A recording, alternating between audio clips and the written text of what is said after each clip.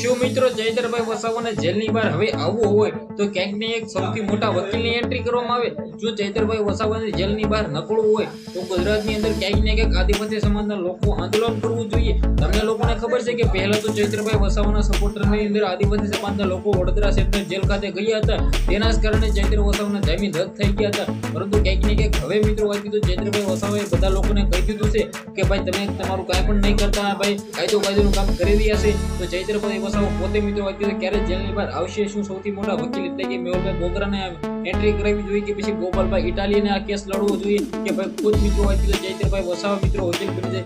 તો ભાઈ શું મળતી માહિતી મુજબ જાણકારી મળી રહી છે તમને બધા લોકોને બતાવવા જઈ રહ્યો છે।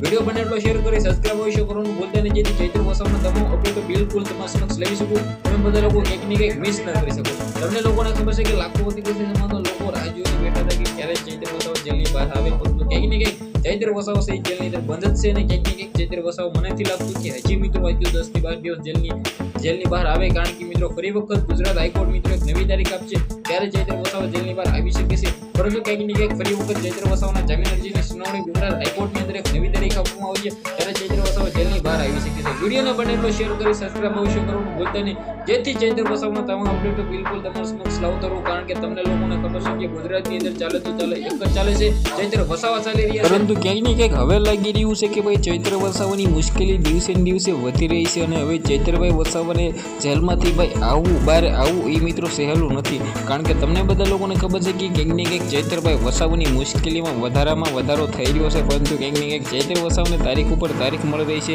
ફરી વખત એક નવી તારીખ ગુજરાત હાઈકોર્ટ આપશે અને પછી મિત્રો ચૈત્ર વસાવાને જેલની બહાર આવી શકે છે। હવે બધા લોકો રાહ જોઈને બેઠા છે કે ચૈત્ર વસાવા ક્યારે જેલની બહાર આવે અને ક્યારે આદિવાસી સમાજના લોકો ચૈત્ર વસાવાનું સ્વાગત કરે।